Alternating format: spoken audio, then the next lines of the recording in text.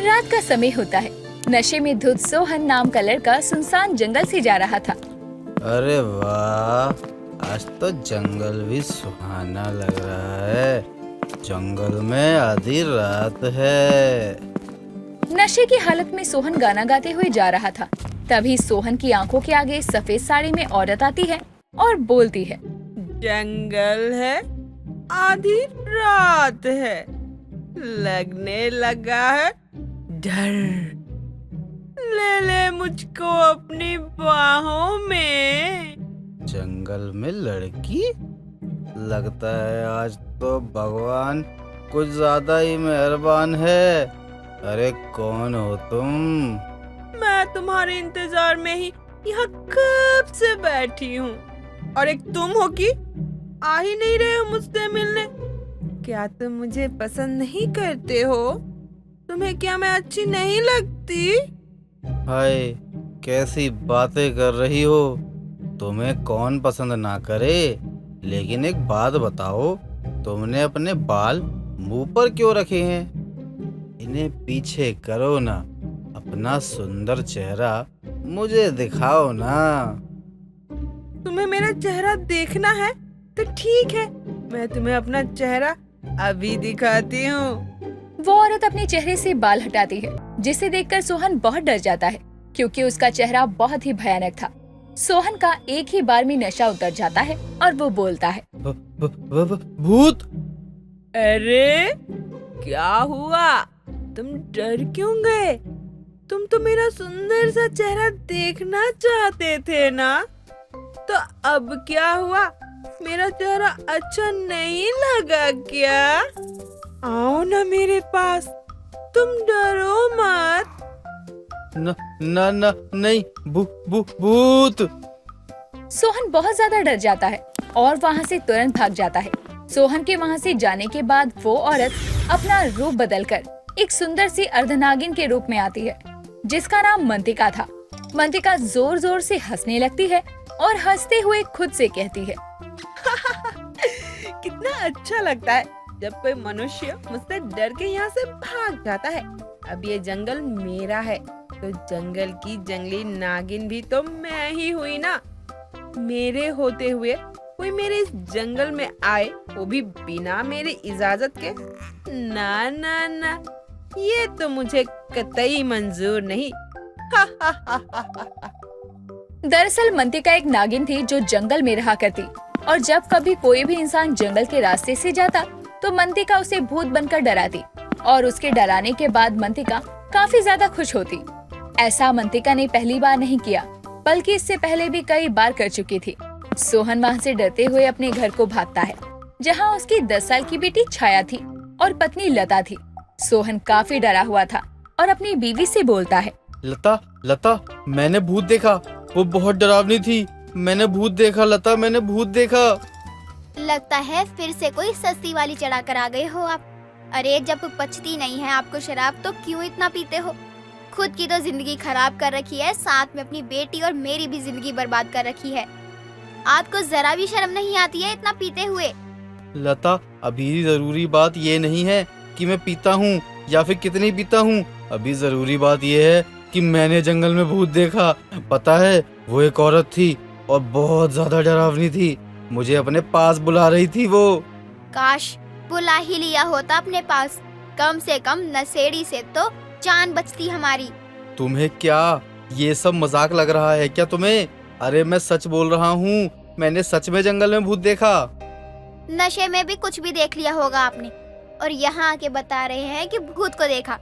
इतना नशा करते ही क्यों हो जब इंसान और जानवर में फर्क ना समझ पाओ? जंगल में भूत कहाँ से आ सकता है? तुम मेरी बात का विश्वास करो, मैं कोई झूठ नहीं बोल रहा हूँ। अरे मैं बिल्कुल सच बोल रहा हूँ। मुझे तुम्हारी किसी बात पर यकीन नहीं है।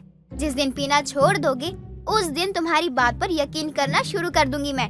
आए बड़े भूत देखा है बोलने वाले। सोहन बहुत ज्यादा पीता था, इसीलिए उसकी बातों पर कोई विश्वास नहीं करता, लेकिन फिर भी वो सबको बताता रहता है। अगले दिन सोहन फिर से बिना पिए जंगल जाता है। आज तो मैं उस जंगल के भूत को बाहर निकाल कर ही रहूंगा। मैं शराब पीता हूँ, इसका मतलब ये तो नहीं ना कि कोई भी मेरी बातों का यकीन नहीं करेगा। आज मैं बिना नशे में हूँ। अब देखता हूँ कि कोई भी मेरी बातों का विश्वास कैसे नहीं करता। सोहन भूत की तलाश में यहाँ वहाँ घूम रहा था। तभी अचानक से मंतिका फिर से भूत के रूप में आती है और सोहन की आंखों के आगे आकर खड़ी हो जाती है। क्या हुआ? आज भी तुम यहाँ मेरे लिए ही आए हो ना? हाँ, मैं तुम्हारे लिए ही आया हूँ। मुझे पता है कि तुम कोई भूत नहीं हो। वो तो मैं नशे में था इसलिए डर गया, वरना मैं भूत में नहीं मानता हूँ। और तुम्हारी वजह से मेरा मजाक भी बन गया गाँव में। सोहन की बात सुनकर मंतिका बार बार उसकी आंखों के सामने आ रही थी। ये देखकर सोहन को कुछ भी समझ नहीं आता और वो बहुत घबरा जाता है। तुम बार बार आ जा कैसे सकती हो? कौन हो तुम? सोहन डर के मारे वहीं पर बेहोश हो जाता है और रात भर घर वापस नहीं आता। सोहन के घर न आने से उसकी पत्नी काफी परेशान हो जाती है। इसीलिए गांव के कुछ लोग सोहन को तलाशने जंगल में जाते हैं, जहां उन्हें सोहन बेहोश मिलता है। तभी उनमें से एक आदमी कहता है, लगता है फिर आज इसने पी रखी है, और आज तो कुछ ज्यादा ही पी ली, तभी तो खुद को संभाल नहीं पाया और घर तक नहीं पहुंच पाया। वहाँ लता बहन परेशान हो रही है और इसको देखो, ये यहाँ पड़ा हुआ है। चलो भाइयों, लेकर चलते इसको गाँव। जो लोग सोहन को ढूंढने आए थे वो सोहन को वापस घर लेकर जा रहे थे। तभी मंतिका अपने भूत वाले रूप में फिर से आ जाती है और जोर जोर से हंसने लगती है। मैंने तो एक को बुलाया था, लेकिन यहाँ तो इतने सारे लोग आ गए। लगता है आज तो मेरी दावत हो जाएगी। इस जंगल से एक भी इंसान बाहर नहीं जा सकता। कौन हो तुम? ये जंगल मेरा है। मैं इस जंगल की जंगली भूत हूँ। आओ तुम सब। अपनी आंखों के सामने भूत देखकर सब लोग बहुत ज्यादा डर जाते हैं। तुरंत वहाँ से सोहन को लेकर भाग जाते हैं। मंतिका को ये सब देखकर बहुत मजा आता है। अब तक तो बस एक दो लोग ही जंगल के भूत के बारे में जानते थे, लेकिन धीरे धीरे पूरा गांव जंगल के भूत के बारे में जान चुका था। इसीलिए अब कोई भी जंगल के रास्ते नहीं जाता था। ऐसे ही कई दिन निकल जाते हैं। कुछ दिनों बाद सोहन काम करते हुए वहीं सो जाता है और रात तक घर नहीं जा पाता। लता परेशान होकर अपनी बेटी छाया से कहती है, लगता है आज फिर इन्होंने चढ़ा ली है। एक तो वैसे ही आजकल कितना डर है, माहौल ऐसा डरा हुआ है, और ऊपर से इनका काम का रास्ता जंगल से ही होकर आता जाता है। माँ अब क्या होगा? पापा घर कैसे आएंगे? बार बार तो हम गांव वालों की मदद ले नहीं सकते, वो भी कभी हमें कुछ बोल ना दे। एक काम करते हैं, हम दोनों ही जंगल के रास्ते से जाते हैं और देखते हैं कि तुम्हारे बाबा कहाँ हैं। लेकिन माँ वहाँ पर तो भूत रहता है ना, मुझे बहुत डर लग रहा है माँ। नहीं मेरी बच्ची, भूत भूत कुछ नहीं होता है। ये सब बस हमारे मन का वहम होता है। हम जैसा सोच लेते हैं वैसा लगता भी है कि जैसे सब कुछ हो ही रहा हो। इसलिए तुम्हें अब बिल्कुल भी नहीं डरना है। लता अपनी बेटी को बहुत समझाती है और फिर दोनों माँ बेटी हिम्मत करके जंगल में जाने लगते हैं। डर तो दोनों को लग रहा था, लेकिन फिर भी हिम्मत करके दोनों जा रहे थे। उन दोनों को देखकर मंतिका बहुत खुश होती है और खुद से कहती है, आज फिर से इस जंगल में कोई आया है। आज तो ऐसा डराऊंगी कि ये लोग उस जंगल में आने को तो दूर की बात, इस जंगल के आसपास भी नहीं गुजरेंगे। मंतिका फिर से भूत के रूप में आती है और इस बार तो बहुत ही भयानक रूप ले लेती है और लता छाया के सामने से चली जाती है। छाया जैसे ही भूत देखती है वो बहुत डर जाती है और वहीं बेहोश हो जाती है। छाया शौक में जा चुकी थी। लता उसे उठाने लगती है। मेरी बच्ची उठ, मेरा इस दुनिया में तेरे सिवा कोई नहीं है। उठ छाया, क्या हो गया तुझे? तेरा बाप तो वैसे ही शराब में डूबा रहता है। अगर तू भी मेरा साथ छोड़ देगी तो मैं कहाँ जाऊंगी? हे भगवान, क्या हो गया मेरी बच्ची को? मेरी बेटी मुझे वापस दे दो भगवान। लता बहुत जोर जोर से रोने लगती है, लेकिन छाया को होश ही नहीं आता। मंतिका लता को रोते देख रही थी।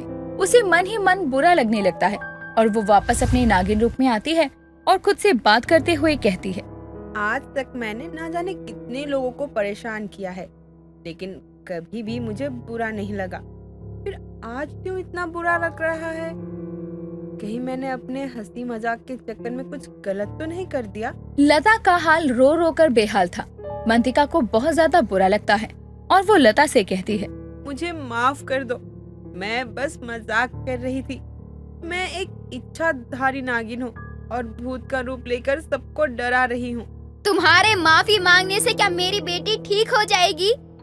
मुझे पता है आज जो मैंने किया वो क्षमा के काबिल नहीं है, इसीलिए मैं अपनी गलती सुधारती हूँ और आपकी बेटी वापस करती हूँ। साथ ही मैं आपको ये भी आशीर्वाद देती हूँ कि अब आपका पति शराब छोड़ देगा हमेशा के लिए। मंतिका ने अब तक जो भी किया था उसे मंतिका छाया की जान बचाकर ठीक करती है और फिर वो जंगल छोड़कर चली जाती है।